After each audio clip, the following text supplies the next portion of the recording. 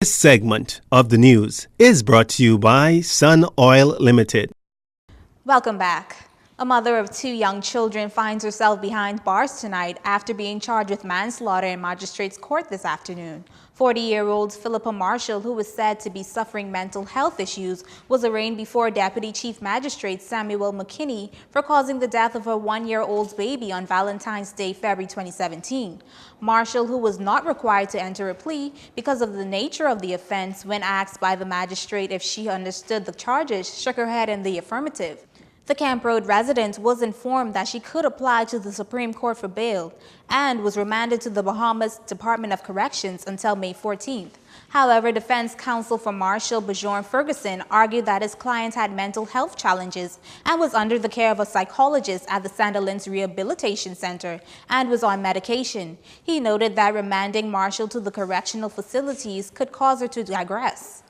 During his submission, Ferguson made mention of the magistrate being in jurisdiction to grant bail, as the matter is a manslaughter issue, to which the magistrate agreed. However, defense counsel for Marshall, Bjorn Ferguson, argued that his client had mental health challenges and was under the care of a psychologist at the Sandilands Rehabilitation Center and was on medication. He noted that remanding Marshall to the correctional facilities could cause her to digress.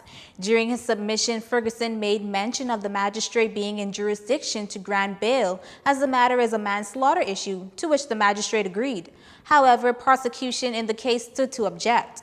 Making an argument for his client, Ferguson noted that Marshall had relatives in the courtroom who were there to post bail and stand as suretors and ensure that she complies with the doctor's orders on medication and follow-up visits. Magistrate McKinney took into consideration the defense's application. However, he subsequently informed Marshall that she would have to apply to Supreme Court for bail. She returns to court on May 14 for service of voluntary bill of indictment. A couple's jailed on drug charges. Coral Harbor residents Patrick and Veronica Bosfield were picked up around 6 o'clock Thursday morning after drugs were found in their Devonshire Drive residence.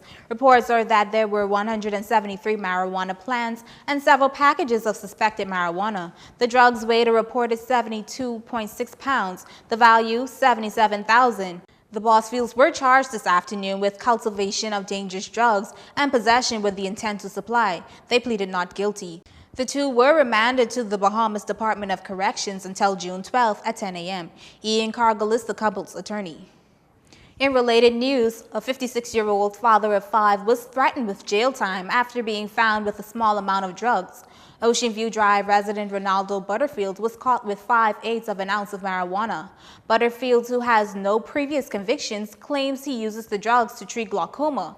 He was fined $800 or 9 months behind bars. 2 people are missing, one a teenage girl. 17-year-old Shavonte Cambridge of Cordo Avenue is dark-skinned, heavy-set, and stands 5'6". Police also need your help finding 33-year-old Keno Smith of East Street South. He's said to be light-skinned, medium-build, and stands between 5'9" and 6'1" inches. Police are asking anyone with information to contact the Central Detective Unit at 502-9991 or 502-9992, 911, or Crime Stoppers at 328-TIPS.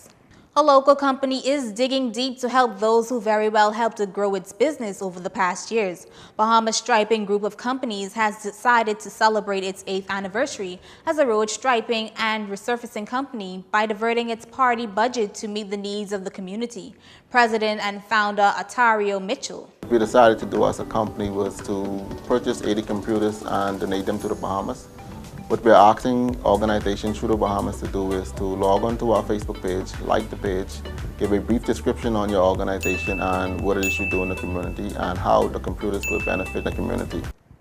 The company's managing director, Dr. Alan Albury, tells us why they opted to take this route. PCs will be distributed based on an organization's specific needs. The initiative will continue while supplies last. Our final story is up next. This segment of the news has been brought to you by Sun Oil Limited.